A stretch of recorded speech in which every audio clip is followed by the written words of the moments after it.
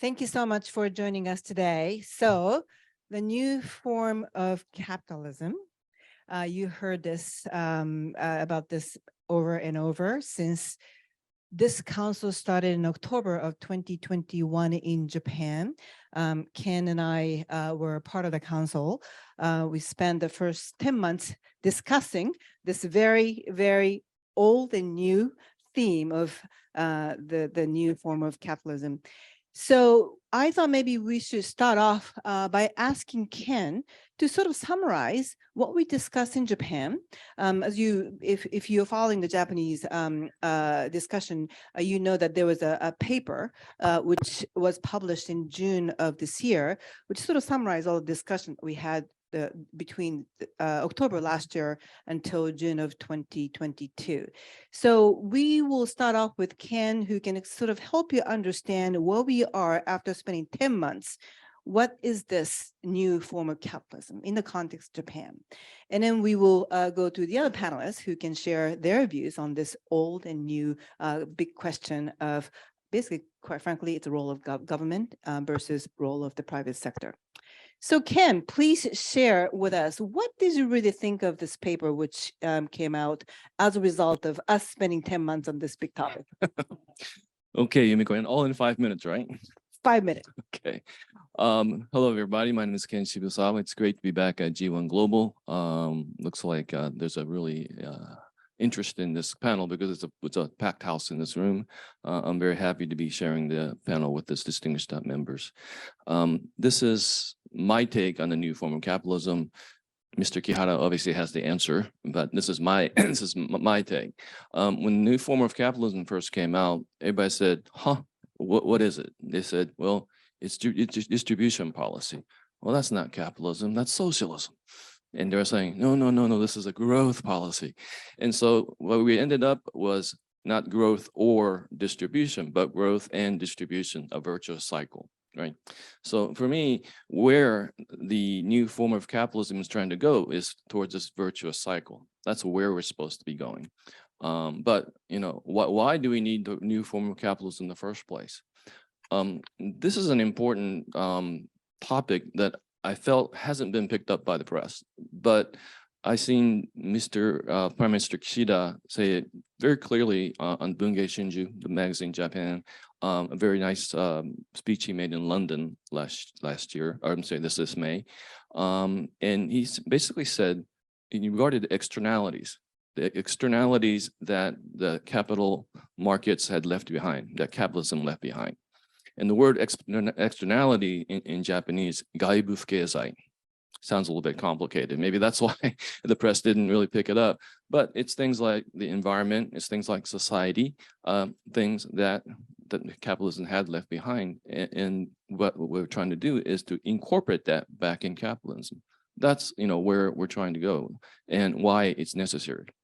So what is the new form of capitalism? In my definition, it's inclusive capitalism, which, like Yumiko says, is nothing new. Been talking about it for a long, long time.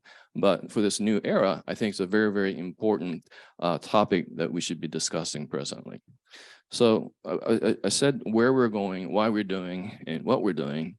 And people always ask, so how are we going to do it? And that's the report that was published in June. The details, I only have 5 minutes, so I can't go into details, but if I had to sum it up in one word, it's basically about empowering human capital, investing in the people, right? So, all right, so how do we do that? For me, the low-hanging fruit for this is the policy, in terms of policy reform, is the doubling of asset and income. Why is it a low-hanging fruit? Because there just needs to reform the NISA program, which is like the, what is it in the UK? UK, it's the ISA, and maybe in the US, it's the IRA. Is it the IRA? Is it called the IRA in the US? But that program. And I think the Prime Minister had already committed to that, actually, in verbally in New York a couple of weeks ago. That is to make this a permanent policy.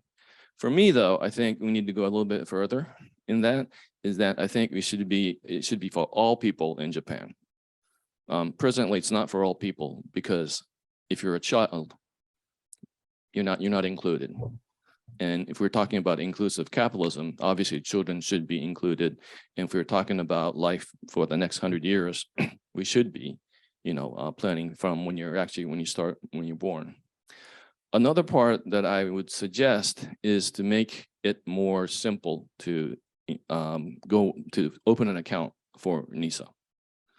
And I would suggest just using the My Number, which is the Japanese identification number, which I don't have yet. I'm sorry, I had a sign because I felt I never had a need for it because I just used a number. But if there's a use for it, maybe more people will actually start using it.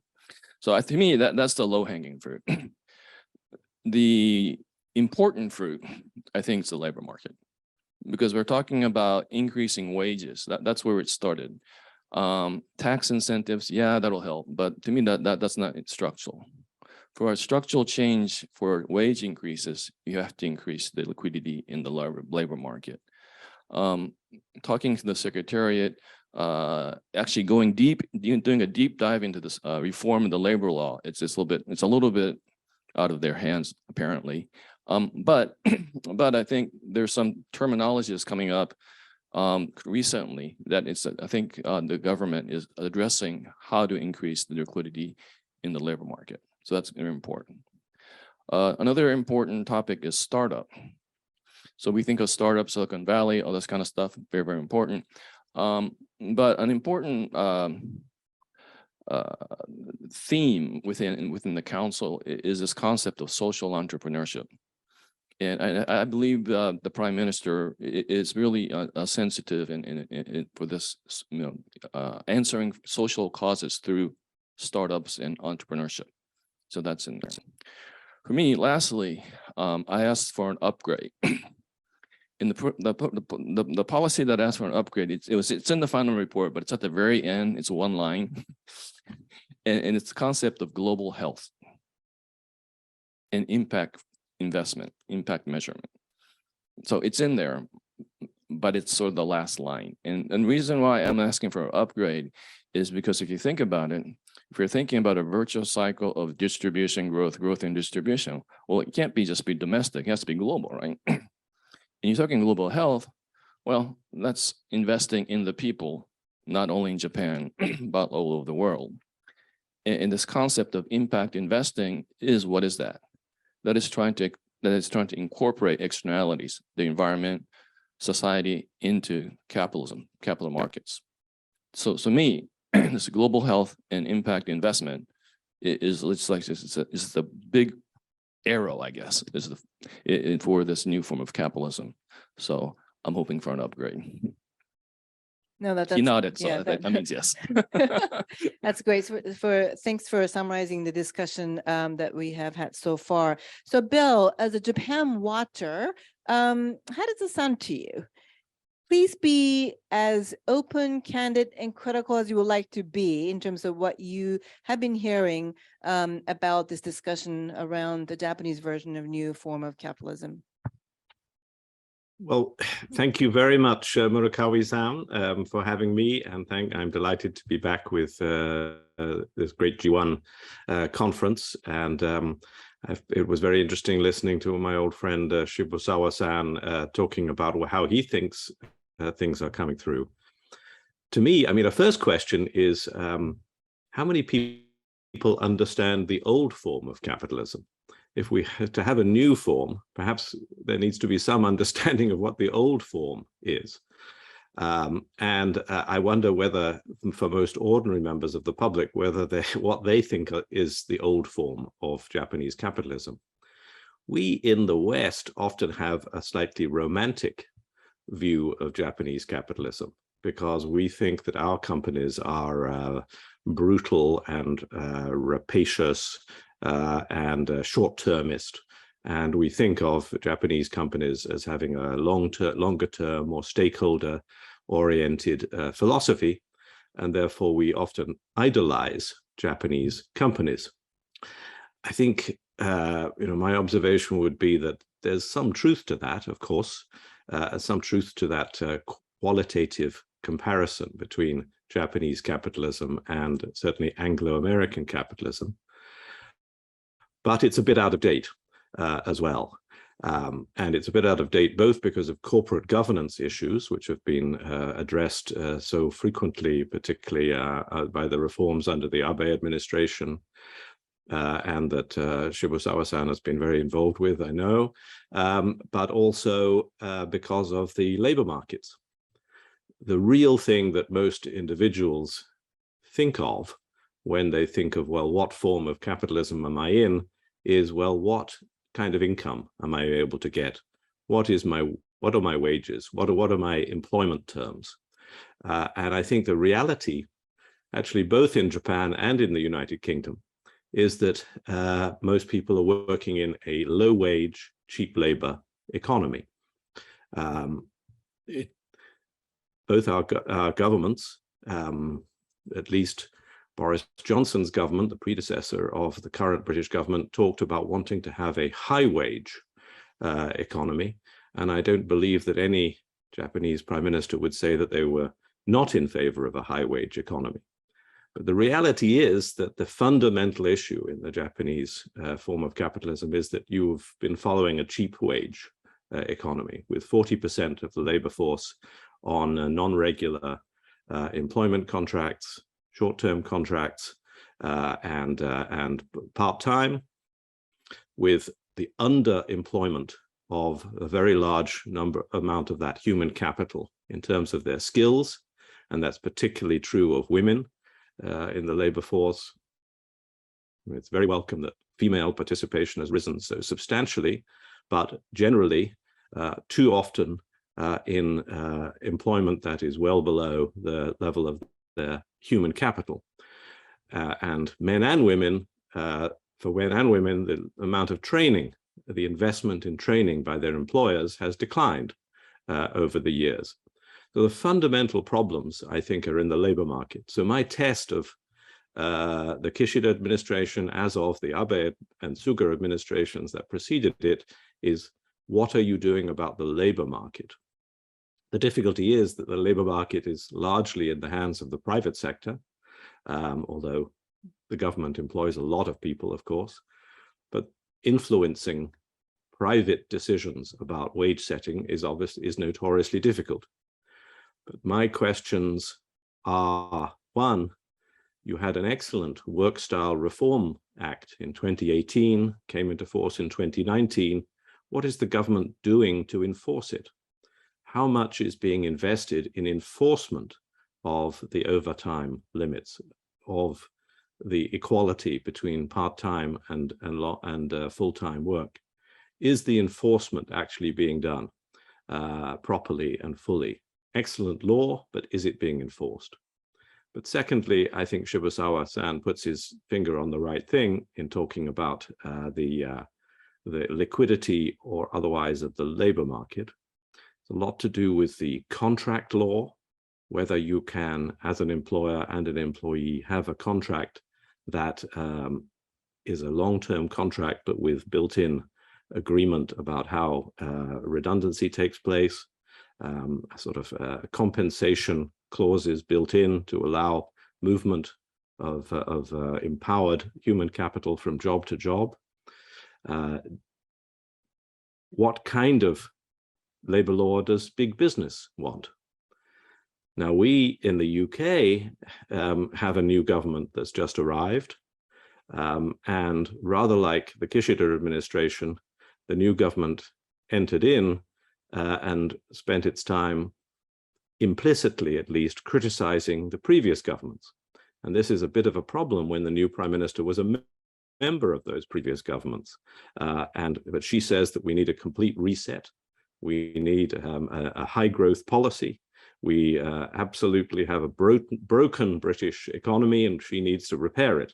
Well, she's been in government for the last decade, just as Kishida-san was in the governments of the Abe administration.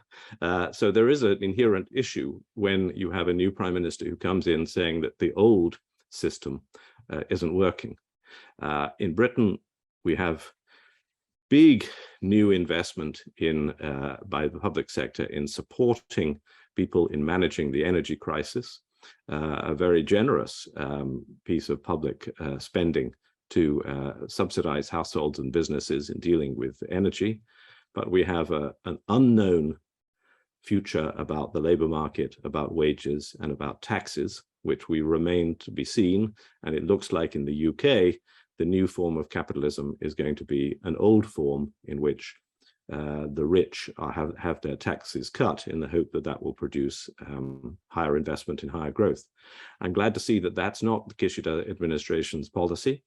But I wait to see what the Kishida administration really is planning to do about the labor market, including enforcing the Work Style Reform Act 2018, but very much addressing those issues of wage setting, contract law that are at the fundamental basis of the problems with the old form of capitalism.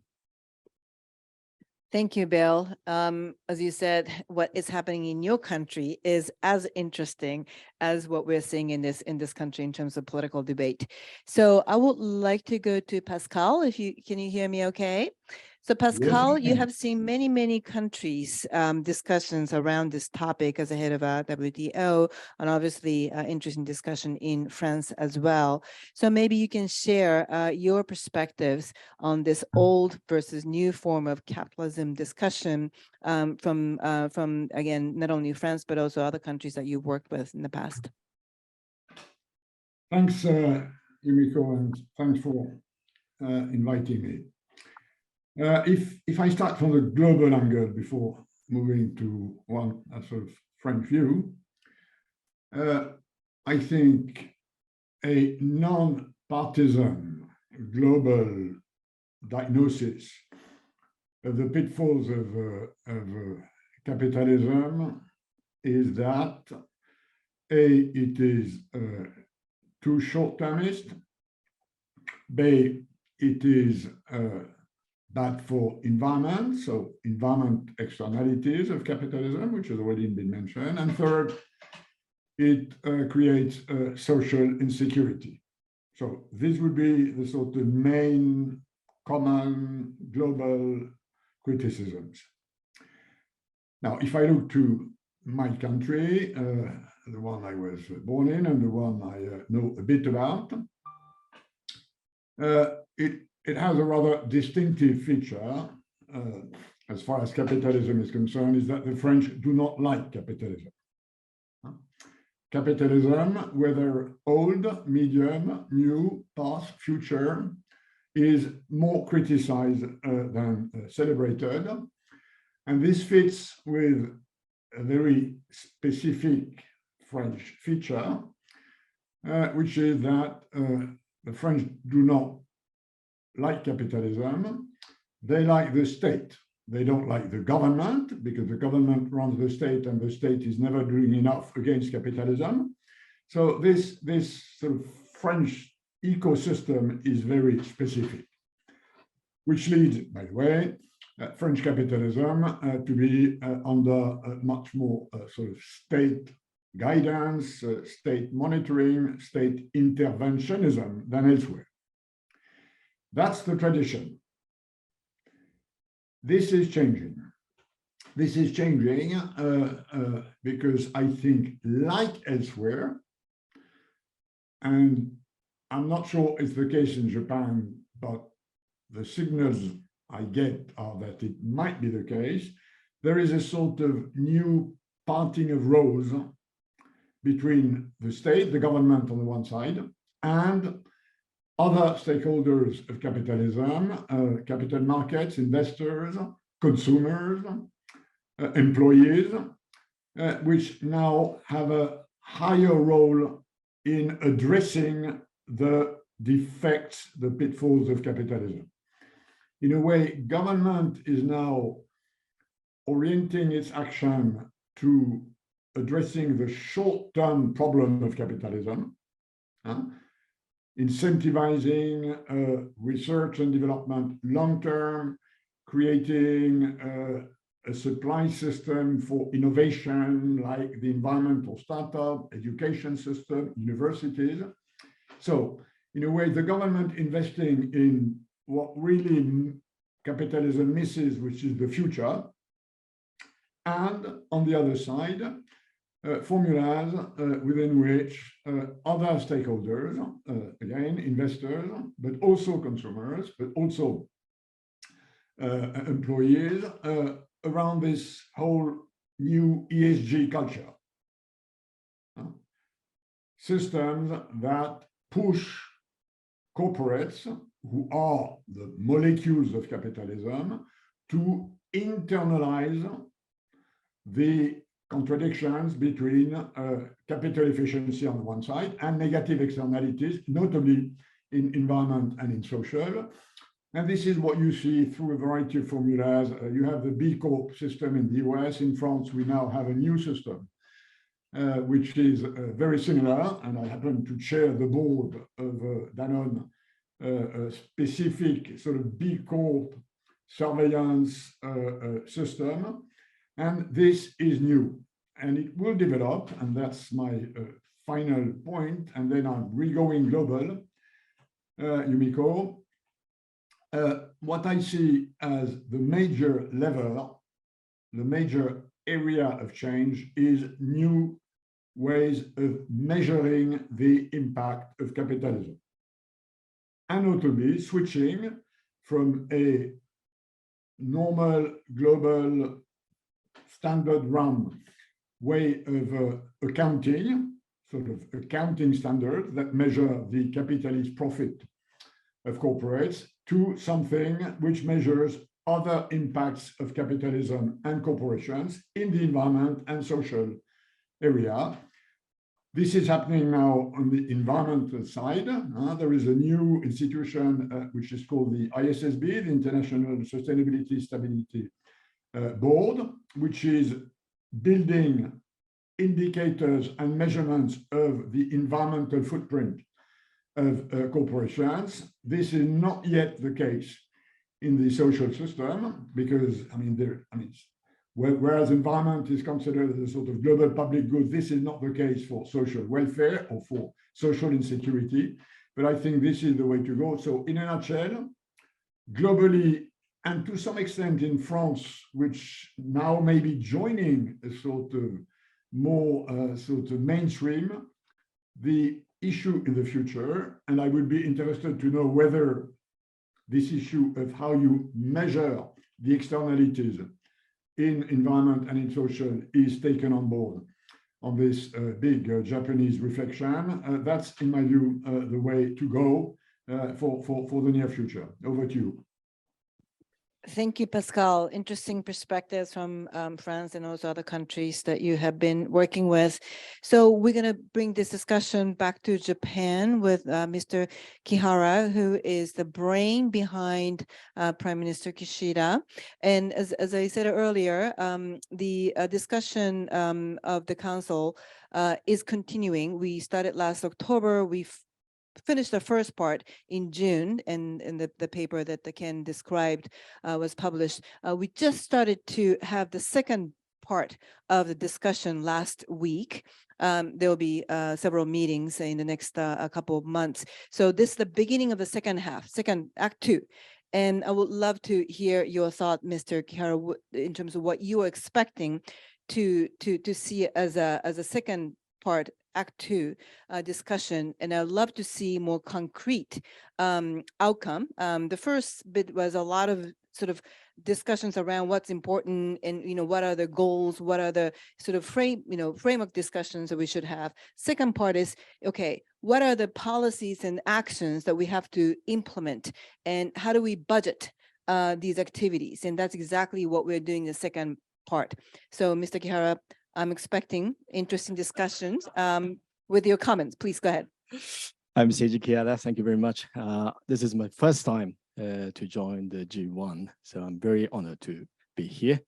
It's very difficult, Murakami-san, to answer your question or to show the budget things this time, but I will try to do my best.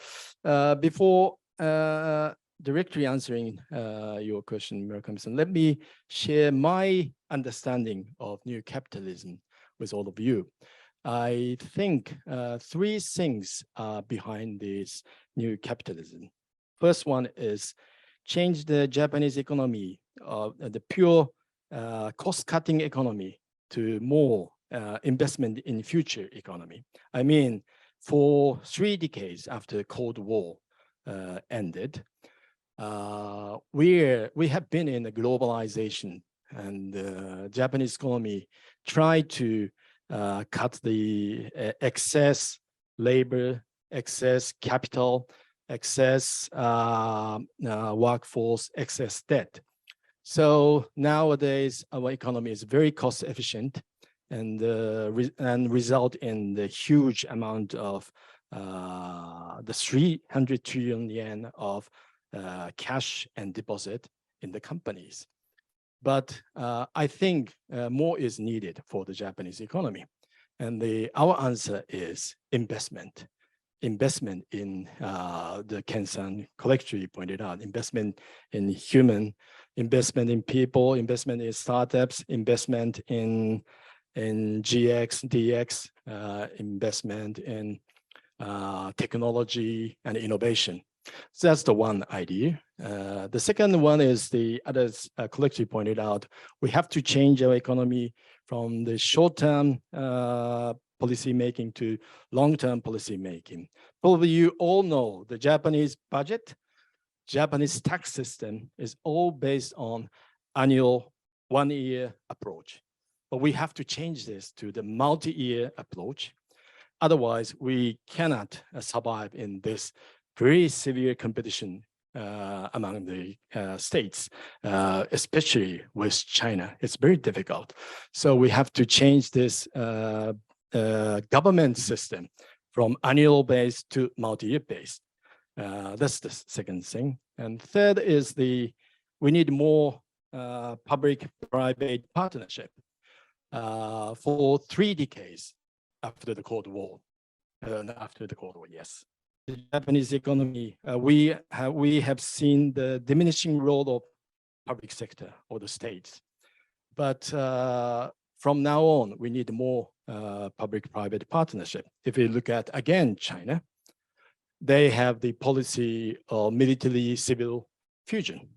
And how we compete with that kind of country, we need public-private partnership. So these 3 pillars are the main source of, or the background of the Kishida government think about this new form of capitalism.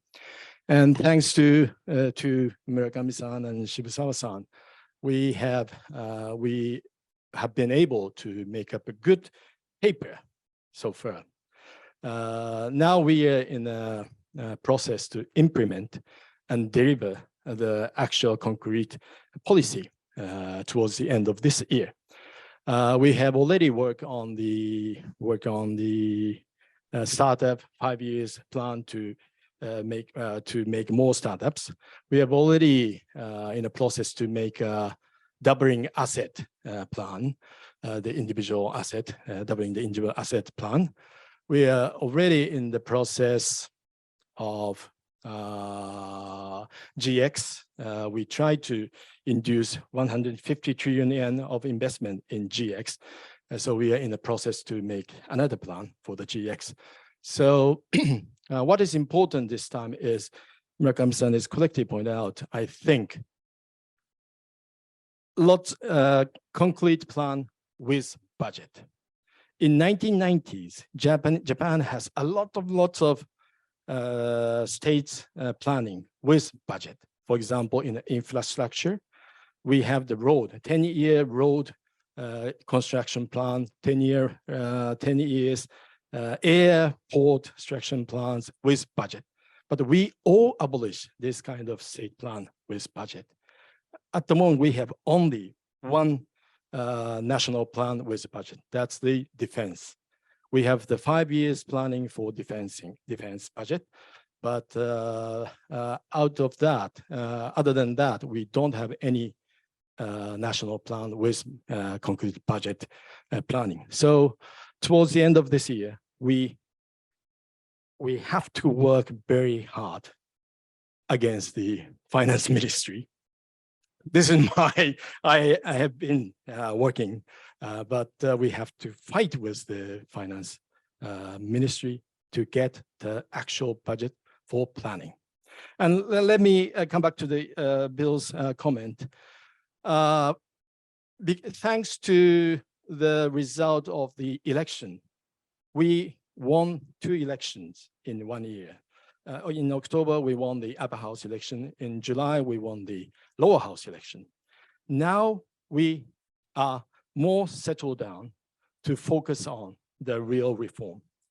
If I can talk about the investment in people or the wage increase, the focus so far was to increase short-term wage.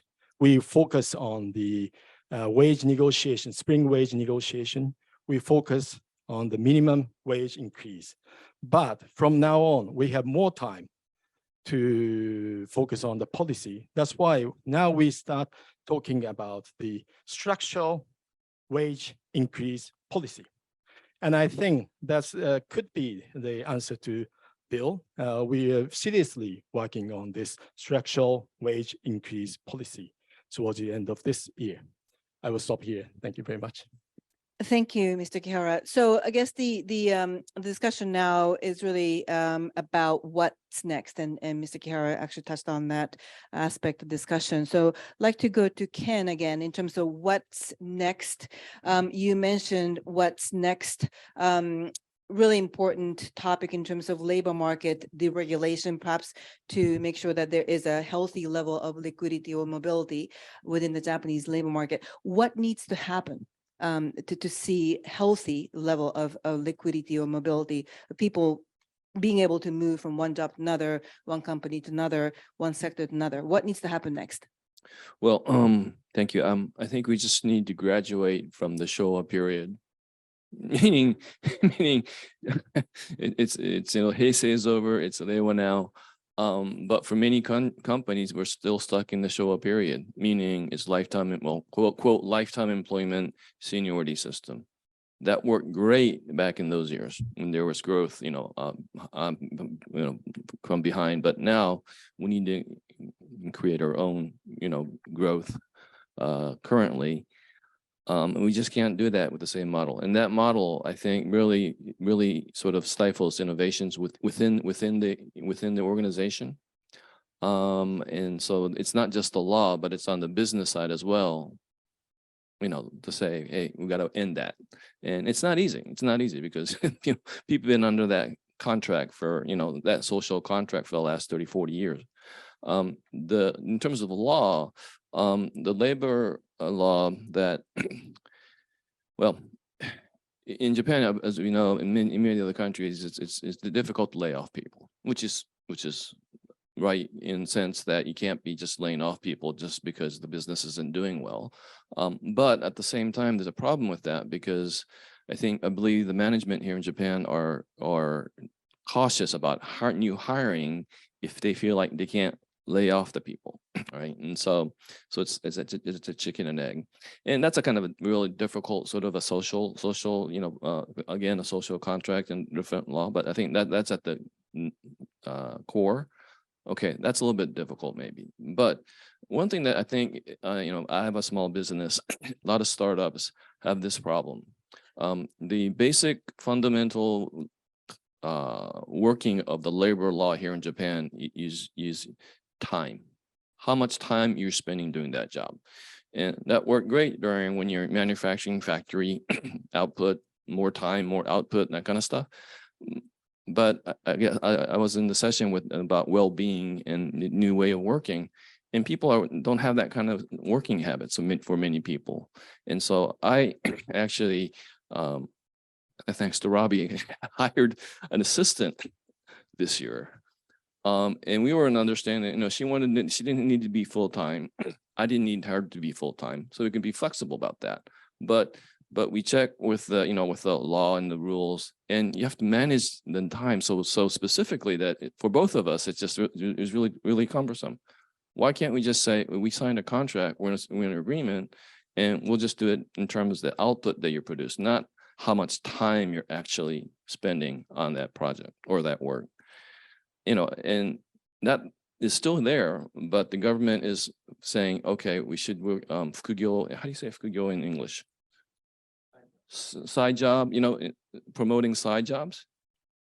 Yeah, but how can you do a side job if you're controlled, and at the time of the full time? And so there's lots of nuances in the law that I think should be addressed to increase that kind of labor liquidity and just new ways of working, I think, for the people. I'd like to go to Bill at this point, because Bill, you said this, Western sort of romantic view of Japanese system where, inequality is not as a serious issue as some of the other countries that you see on your side of the world. But if we are to really pursue more, mobility driven economy, labor market, then inevitably there will be bigger gaps. So, Bill, what would you say, having seen what has happened, in Western countries, as a result of very competitive labor market, people can move from one company to another very easily relative to Japan. There's downside, right, in terms of economic discrepancies. So, Bill, what you heard in terms of what Ken suggested in terms of what Japan needs to do to improve Japanese labor market, what would you suggest? Well, what are the things that we need to learn from the Western experience when Western countries have gone through the whole experience of, deregulating the labor market and people being able to move more freely? Well, I think that, the first thing to comment is that Japan has had a pretty deregulated labor market now for more than 20 years. And actually, you've had the inequality problem. At least as intensively as most Western economies. Not all, we all vary, but you have a dual labor market. You have a labor market in which 40% of the labor force, an incredibly high proportion, are on short-term and part-time contracts, highly deregulated, therefore, a great deal of liquidity. Your problem is that the 60% is very rigid. So what you have is a completely liquid, highly flexible labor market that tends then to be relatively lower skilled, not completely low skilled, but a lot of churn in that market with low levels of training for 40% of the labor force, and that is higher than in most Western countries. In that dual system, at least compare with Europe, it's higher than in Germany, for example. It's higher than in France. The UK is probably similar, and the 60% that's very rigid. I think that what you can maybe look at in Western economies is how to make the rigid part more flexible without losing security. And the real issue is flexibility with security, which really is to do with the contract law questions that Ken was talking about. Contracts that permit employers and employees to make agreements between themselves which provide security, but while still enabling them to move from employer to employer when it suits both sides. And I think that's where the flexibility, the liquidity is needed. This is particularly true for female professionals, which obviously Empower knows about far more than I do. You are the absolutely investing in female empowerment, but a large part of the issue there is about female professionals being unable to sort of navigate the labor market in a sufficiently flexible but also secure way to enable their human capital to be developed. And I think it's in that area, perhaps from Scandinavia, perhaps from Germany, actually also from France, I think that Japan can look for examples about how contract law can be made to work in favor of flexibility with security. Thank you. Pascal, I guess you were maybe not able to listen to some of the other earlier sessions, but one of the comments that I heard in the morning was, when inflation gets out of control, people are having a hard time finding food for the day. It's hard to really worry about climate change that may happen in 25 years down the road. What you said earlier in terms of environmental externalities that are now being potentially accounted for, because now there are better measurements. Quite frankly, in this time when the inflation is probably number one priority in terms of risk factors, it may be difficult for countries or companies to really address this environmental concerns. What would you say about that in terms of the current state of the economy versus the environmental discussions that you have been hearing or having for the last, say, several years? Well, it's a classical question for both government and capitalism, which is the sort of short-term, long-term trade-off. And we know that in democracies, governments are too short-term and not enough long-term. And we know that for structural reasons, which is profitability, capitalism is more short-term than long-term. So this issue of how do you rebalance a decision system in favor of the long-term has always been there. It is just much more important now than before because of what we know about the state of the environment on this planet. 40 or 50 years ago, economists were dwelling about this short-term, long-term trade-off. Now, we know it's a matter of life or death for the planet. And this has changed a lot of these conversations. And in France, we call it the debate between the end of the month and the end of the earth. That's the issue we have to confront.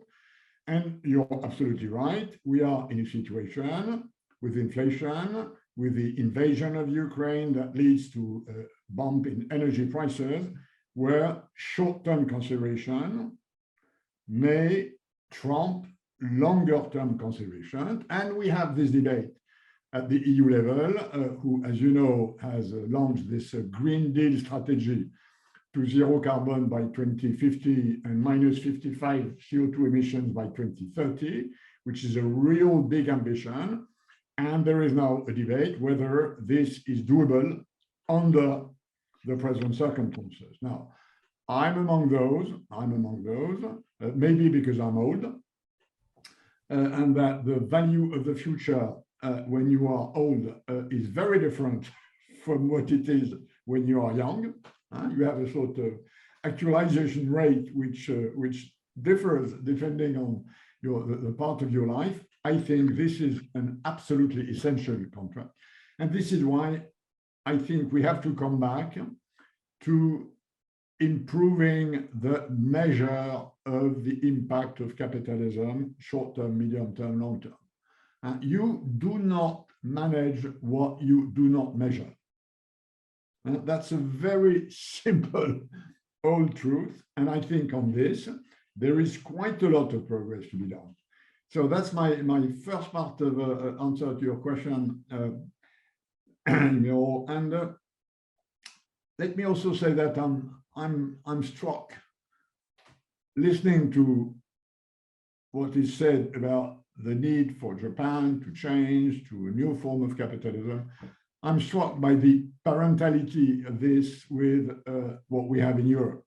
And once more, there is a sort of commonality, which neither Japan nor Europe has with, for instance, the US or with China.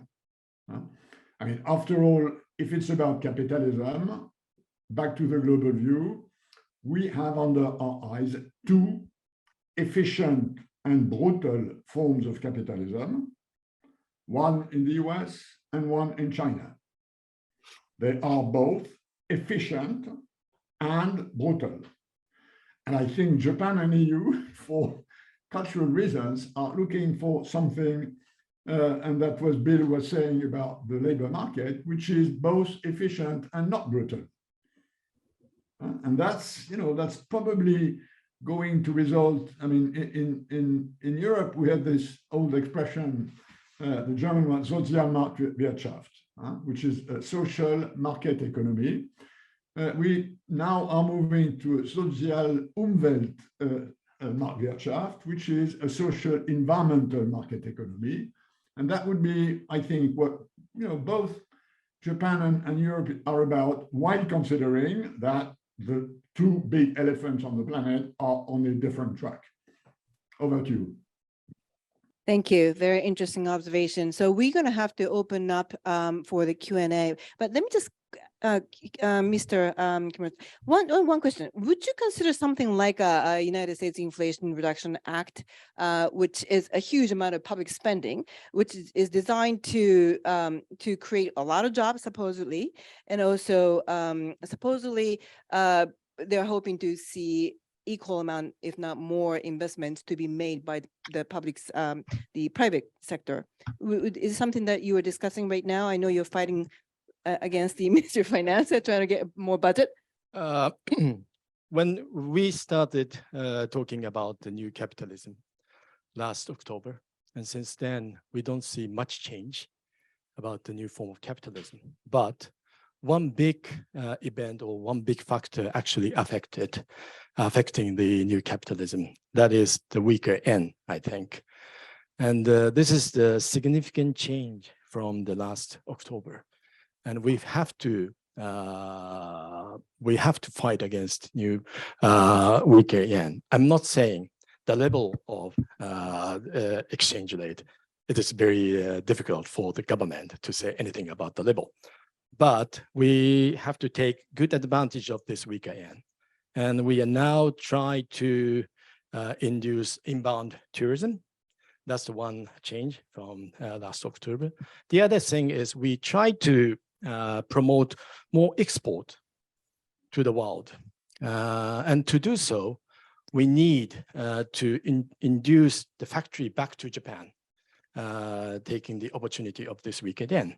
And I think this is the one big pillar or part of the coming economic stimulus package in October.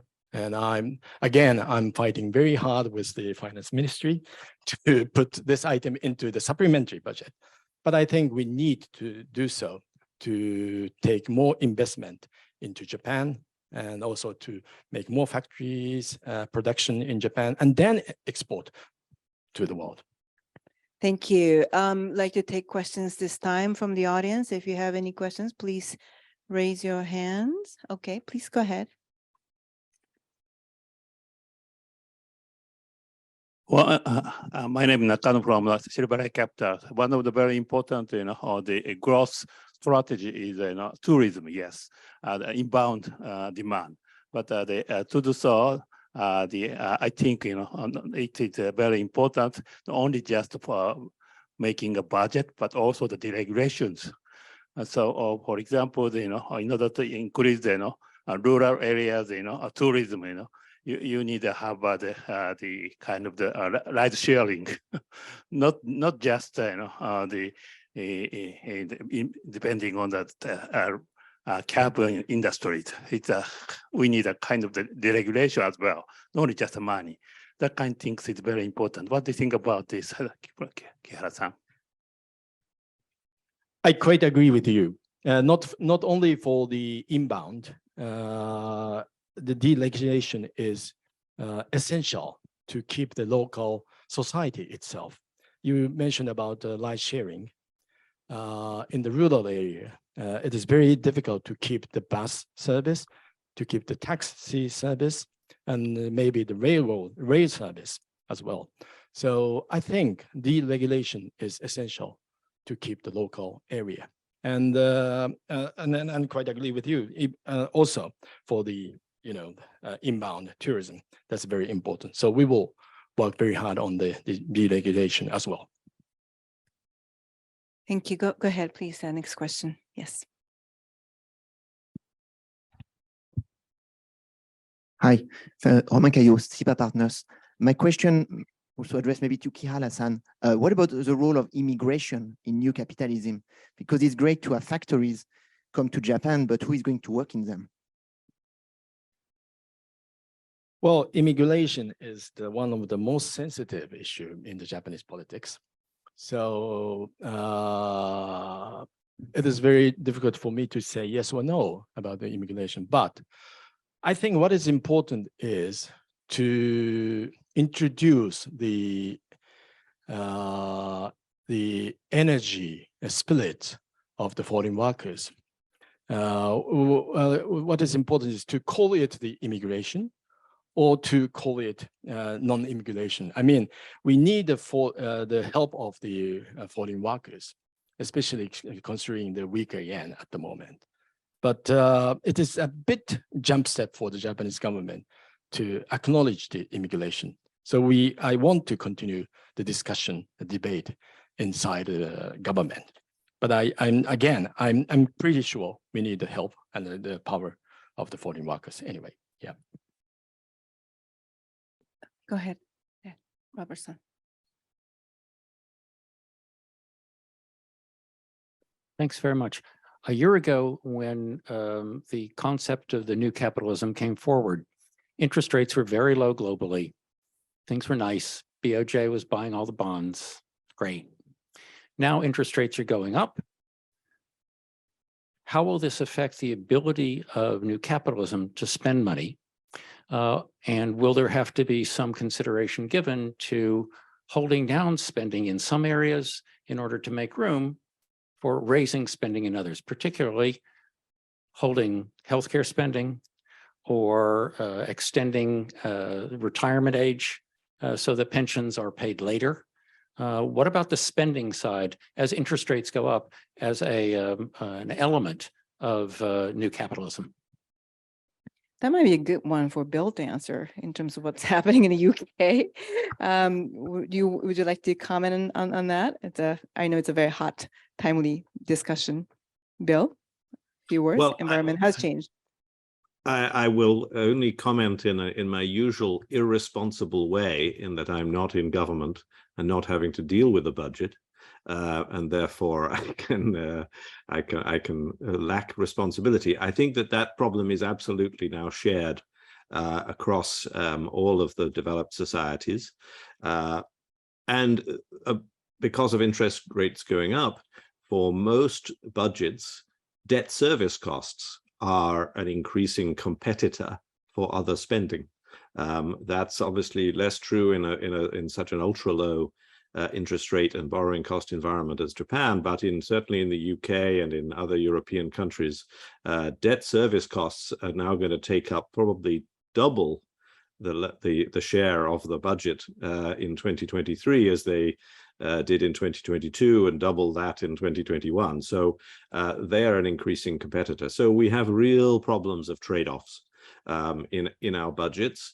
And I think in the UK, I'd say that we have a second problem, which is that government politics have got used to money being essentially free, money being on very, very low interest rates, which means that the previous sense of fiscal discipline that you needed to be able to pay for your spending through taxes and other revenues was forgotten during the pandemic, especially because borrowing became not a real limit, but it's returning.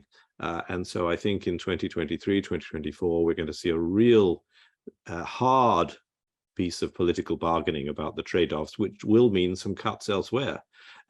Defense is absolutely going to be demanding more money, but also capital investment and incentivization for the green agenda for decarbonization, also an increasing amount of money. So I don't know what the answer is, but I'm glad I'm not Kihara-san having to fight the finance ministry to the mat. Kihara-san, would you like to comment on that too? Right, very briefly. Towards the end of this year, the budget process, we are facing three big items. One is the defense, where the Prime Minister announced 5 years defense boosting. That's the one thing. And the second is the childcare. The Prime Minister again announced his promise to double the money on the childcare. The third is the GX, green innovation.